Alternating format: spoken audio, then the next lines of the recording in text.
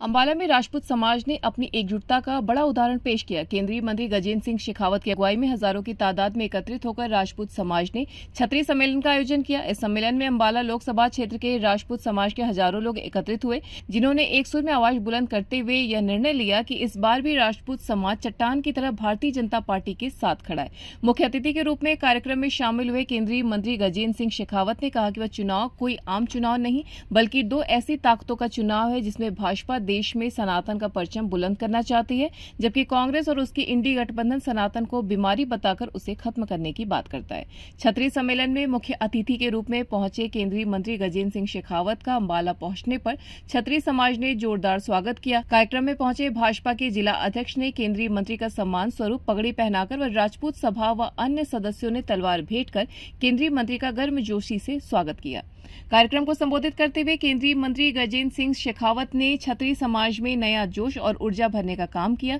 इतिहास के पन्नों में दर्ज छतरी समाज की वीर गाथाओं का जिक्र करते हुए गजेंद्र सिंह शेखावत ने कहा कि आज देश में लोकसभा चुनाव चल रहे हैं। इस बार ये चुनाव हर बार के चुनाव की तरह आम चुनाव नहीं है, बल्कि ये दो अलग अलग विचारधाराओं का चुनाव है। देश में एक विचारधारा भारतीय जनता पार्टी की है, जो सनातन का परचम बुलंद करना चाहती है, जबकि दूसरी विचारधारा वो कांग्रेस और इंडी गठबंधन है, जिसके नेता सनातन को बीमारी बताते हैं, जो सनातन को खत्म करने की बात करते हैं। वहीं राजपूत समाज की नाराजगी जैसी चर्चाओं को लेकर भी मंच से बोलते हुए शेखावत ने कहा कि आज कुछ लोग समाज में भ्रांतियां और झूठ फैला रहे हैं। क्या ऐसे झूठ फैलाने वालों के बहकावे में आकर हम सनातन और संस्कृत को खत्म करने वालों के साथ खड़े हो जाएंगे? गजेंद्र सिंह ने कहा कि यह समय छोटी छोटी बातों को भूलकर बड़ी लड़ाई लड़ने का है, देश के साथ देश हित में खड़े होने का है। छतरी समाज सदा देश हित में खड़ा हुआ है और आज भी छतरी समाज चट्टान की तरह मजबूती के साथ भाजपा के साथ खड़ा है। गजनी आए और उसके बाद में गुलाम आए और उन सब के बाद में एक लंबी श्रृंखला के बाद में इस 2000 साल के इतिहास में मुगल इस भारत में आए। मुगलिया सल्तनत के भी लगातार लगभग 300 साल के इस इतिहास के बाद में अंग्रेज, डच और फ्रांसीसी इस देश में आए और सबने अपने अपने तरीके से, अपने अपने तौर तरीकों से, तलवारों की धारों के आधार पर, की ताकत के आधार पर इस देश की सनातन संस्कृति को मिटाने के लिए, निस्त नाबूद करने के लिए, पद्दलित करने के लिए हमले किए। लेकिन हमारे पूर्वज वो इतने समर्थ थे कि अपने भुजाओं की ताकत के आधार पर अपने सिर दे दे करके उन्होंने इस सनातन संस्कृति को बचा करके, इसके सम्मान को बचा करके रखा। आज अगर भारत में ये सनातन संस्कृति जिंदा है, मैं जिम्मेदारी के साथ में कहता हूं कि हमारे पूर्वजों के पुरुषार्थ के चलते हुए जिंदा है। अगर इस देश में हिंदुत्व है और इस देश में हिंदुत्व बचा हुआ है, तो वो क्षत्रियों के बलिदान के चलते हुए बचा हुआ है। मैं जिम्मेदारी के साथ में ये बात कहता हूं। मध्यकालीन भारत का इतिहास, औरंगजेब ने जब भारत को हिंदू विहीन कर दूंगा ये संकल्प लेकर के जब प्रयाण किया और उसने देश में जबरन धर्मांतरण का प्रयास किया, कोशिश की, तब मारवाड़ में वीर दुर्गादास राठौड़ ने जिस तरह से कूटनीतिक तरीके से काम किया, एक साधारण राजपूत के घर में पैदा हुआ हुआ व्यक्ति, एक साधारण सिपाही के घर में पैदा हुआ हुआ व्यक्ति अपने सामर्थ्य, अपने बुद्धि कौशल और अपने वीरता के आधार पर उसने इस देश में हिंदुत्व को बचाने के लिए काम किया। मैं जिम्मेदारी के साथ ये बात कह सकता हूं और इस बात को किसी भी इतिहासकारों के बीच में उस विवेक में इसको सिद्ध भी कर सकता हूं। आज का ये जो चुनाव है, ये चुनाव एक बार फिर सनातन और सनातन के विरोधियों के बीच में ये चुनाव हो। एक तरफ भारतीय जनता पार्टी नरेंद्र मोदी जी के नेतृत्व में काम करती है, जो इस भारत की सनातन संस्कृति और सभ्यता का सम्मान और इसके मानबिंदुओं का मान और सम्मान बढ़ाने के लिए काम कर रही है, और दूसरी तरफ कांग्रेस के नेतृत्व में काम करने वाला वो गठबंधन। अब कांग्रेस के नेताओं के बयान आपने सुने होंगे। कांग्रेस के राष्ट्रीय अध्यक्ष खड़गे साहब ने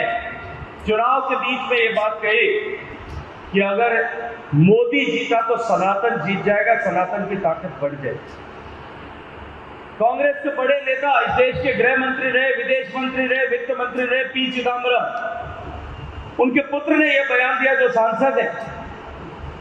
कि सनातन संस्कृति जहर के समान है, इसको तुरंत इस देश से समाप्त होना चाहिए।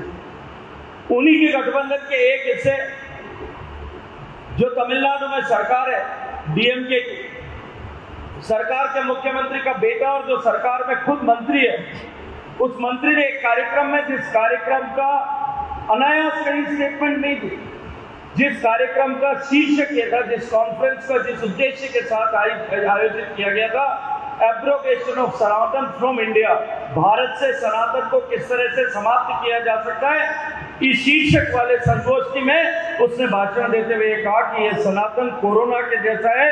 ये सनातन कैंसर के जैसा है, ये सनातन धर्म डेंगू के जैसा है, और इन बीमारियों को जिस तरह से समाप्त होना चाहिए उस तरह से शीघ्रता से सनातन संस्कृति को समाप्त होना चाहिए।